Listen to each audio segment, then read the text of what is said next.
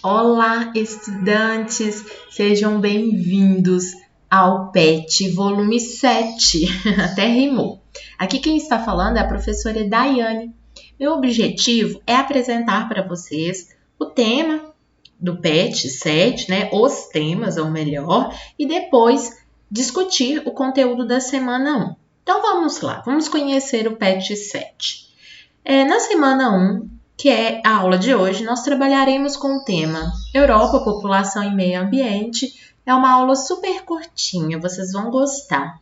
Na semana 2, nós desenvolveremos o tema A Situação das Formações Vegetais Europeias, também é bastante tranquila.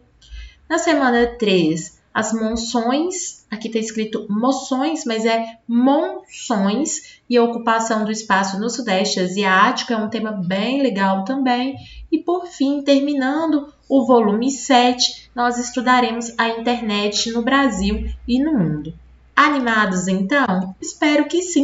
Vamos começar com a nossa semana 1, onde iremos trabalhar duas habilidades. A primeira, identificar e analisar características de países e grupos de países europeus, asiáticos e da Oceania em seus aspectos populacionais, urbanos, políticos e econômicos e discutir suas desigualdades sociais e econômicas e pressões sobre seus ambientes físico-naturais. Eu já adianto para você que nessa aula a gente vai trabalhar especificamente com Europa, nada de Ásia e nem Oceania por enquanto.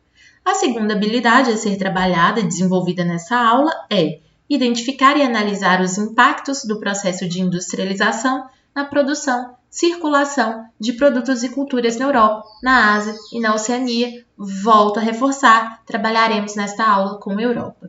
Então vamos ao tema da aula de hoje. Europa, população e meio ambiente. Então, primeiramente, eu gostaria de ressaltar alguns aspectos para vocês. A dica que eu deixo é: grife também na sua apostila ou, se for o caso, anote no seu caderno, porque quem registra consegue organizar melhor as ideias. Então, vamos lá. Uma característica importante, uma característica física importante da Europa. O continente apresenta uma pequena extensão. Se a gente fosse considerar apenas o ponto de vista físico, na verdade, a Europa seria uma península do continente asiático. Para quem não se recorda, uma península é uma porção de terra que avança em direção ao mar. No geral, na Europa, ela é um pedacinho então de terra que avança em direção ao mar, mas que está, do ponto de vista geológico, ligado à Ásia. Portanto, Europa e Ásia juntas formam uma grande massa geológica continental, uma grande massa de terra chamada de Eurásia. Do ponto de vista do relevo, o que predomina na maior parte do território europeu? Predominam planícies. Algumas áreas montanhosas ocorrem principalmente na porção norte, por exemplo, os montes escandinavos, os Pirineus, Alpes, Cárpatos, Balcãs, que aí seriam na região sul. Eu queria mostrar para vocês o mapa físico da Europa, para que vocês pudessem compreender melhor isso que eu expliquei. Só um minuto que está abrindo aqui e ele vai aparecer na tela para vocês. Só um minutinho de paciência.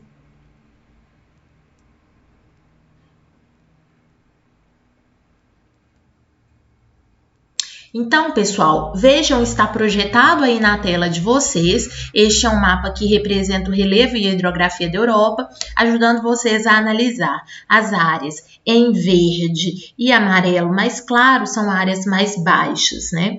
As áreas amarronzadas, as áreas com uma tonalidade mais escura, são as áreas mais elevadas. Então, notem para vocês verem que nós temos aqui muitas planícies, tá vendo? Muitas áreas de planícies, e nós temos algumas áreas de elevação na região norte, por exemplo, como foi citado, os Alpes escandinavos. Aqui ao sul tem os Pirineus, tem os Alpes, os Balcãs aqui, o Monte Cárpatos, o Cáucaso, tá vendo? Então, são algumas áreas pontuais mais elevadas. No geral, predominam as planícies, né, em verde, e em amarelo mais claro, planícies, planaltos, ok? Nós temos também uma depressão, que é a depressão caspiana. Aquilo que eu expliquei para vocês sobre a península. Tá vendo esta porção aqui que equivale à Europa? Essa porção é uma península da Ásia, né? Se vocês forem observar, isso daqui, ó, é a Europa, a fronteira da Europa com a Ásia, né? Então, é a divisão entre a parte russa da Europa e a parte russa, né, da Ásia. Então, é uma porção de terra que abrange, né, que avança em direção ao mar. O próprio continente europeu tem várias outras planícies. Isso aqui é uma outra planície. Aqui é a Península Itálica, tá vendo? Aqui é a Península Balcânica. Então, a Península Ibérica, percebe? Então, é um conjunto de penínsulas que a gente tem no continente europeu. Vamos voltar, então, ao PET. O que mais que a gente pode ressaltar? Isso é o principal do ponto de vista físico que eu teria a ressaltar. Agora, vamos para o ponto de vista populacional. São características relevantes da Europa. A Europa, gente, é o único continente que vem apresentando uma expressiva tendência de diminuição da população. Por que essa população está diminuindo, Daiane?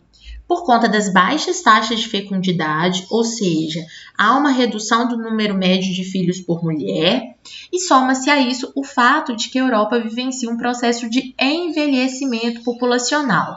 Por que ocorre esse envelhecimento populacional? Por conta das melhores expectativas de vida. A expectativa de vida no continente vem aumentando por conta das melhorias nas condições de vida, saúde, tratamento médico, acesso a remédios e por aí vai, né? Então, característica importante, volto a reforçar, a Europa vivencia uma tendência de diminuição da população. Por quê? Por conta das baixas taxas de fecundidade e por conta do envelhecimento populacional. Essa diminuição da população é homogênea na Europa? Não. Em alguns lugares ela é sentida de forma mais intensa, como por exemplo no leste europeu, ou seja, na Ucrânia, na Bulgária, em Belarus, ok?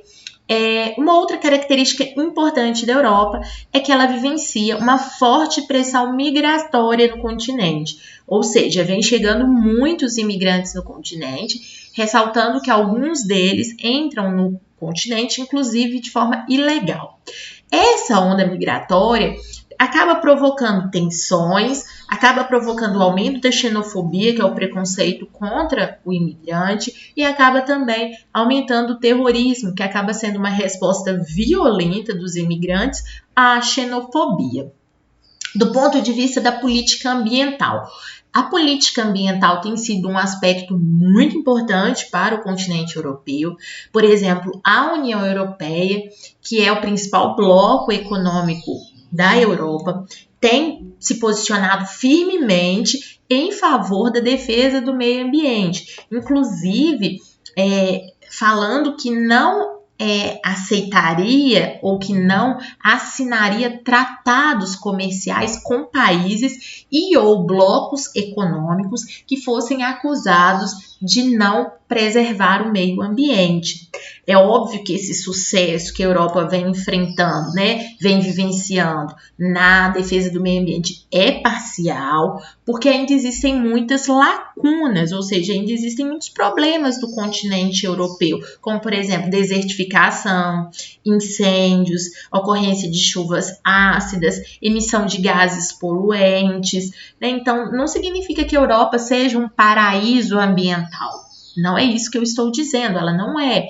Mas fato é que a Europa, a União Europeia em especial, está muito à frente de outros países e blocos econômicos na defesa do meio ambiente, né? Então, isso é um avanço e a gente tem que ressaltar este avanço. Então, este é o tema da semana 1 do PET volume 7. Espero que vocês tenham gostado. Amanhã aqui no canal eu vou divulgar para vocês a correção das atividades. Então fiquem de olho.